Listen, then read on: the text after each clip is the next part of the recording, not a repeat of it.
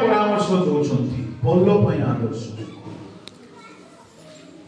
यही जुगरे जेतिकी पालक अच्छी पूर्वे से नथिला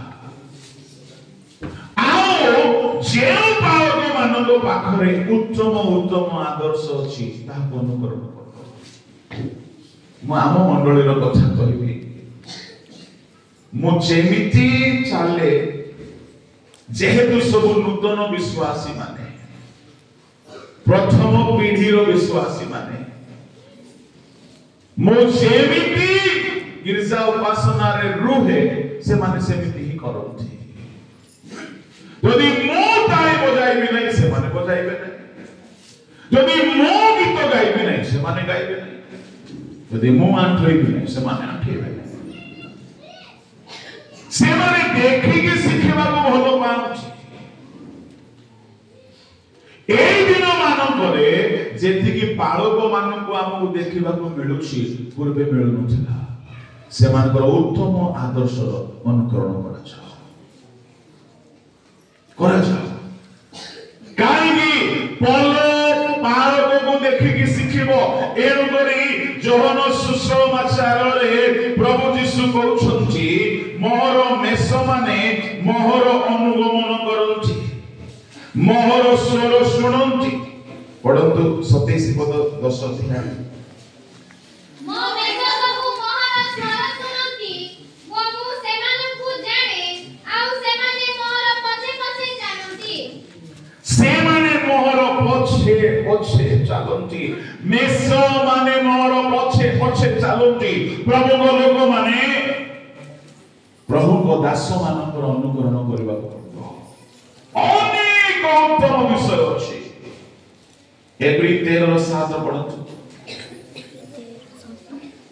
जेउ माने तुम मानकु ईश्वरको वाक्य कहिथिले तुम मानकु एपरि नेता मानकु स्मरण करो सेमानको जीवन यात्रार शेष गति प्रति दृष्टि रखी सेमानको विश्वासर अनुकारी हुओ जदि कोनोसी पालक प्रचारक कोनोसी महान प्रभु को दास आपन को बहुत भलो लागे भलो कथा तांकर पूर्ण अनुकरण करबा पई हेले तांकर शेष गति को देखिबा पड़िबो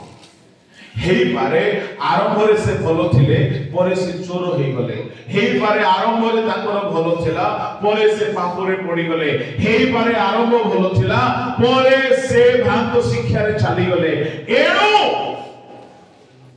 जने प्रभु को दासर शेष गति को देखो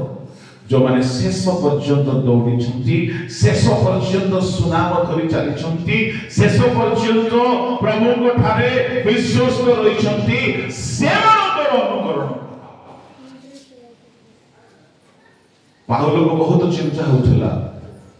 जेहेतु करिन्थ मंडली रे बहुत शिक्षक आसुथिले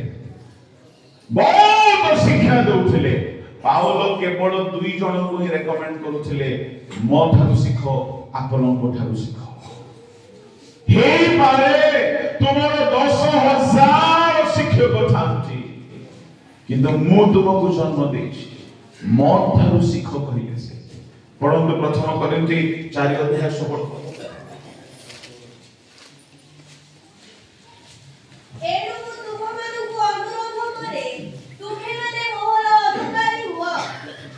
मोर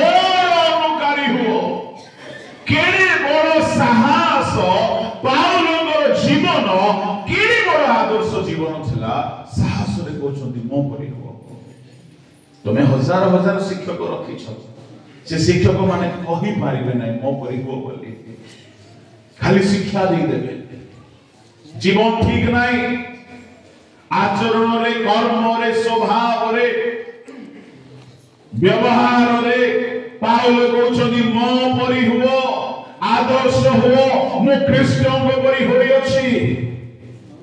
प्रभु हम मानव सामना रे अनेक आदर्श रखिछंती शिखो पवित्रता भी शिखि हेबो आचरण भी शिखि हेबो प्रेम भी शिखि हेबो विश्वास भी शिखि हेबो आदर्श शिखिबा पई आउ गुटी हेला षष्ठ शिक्षा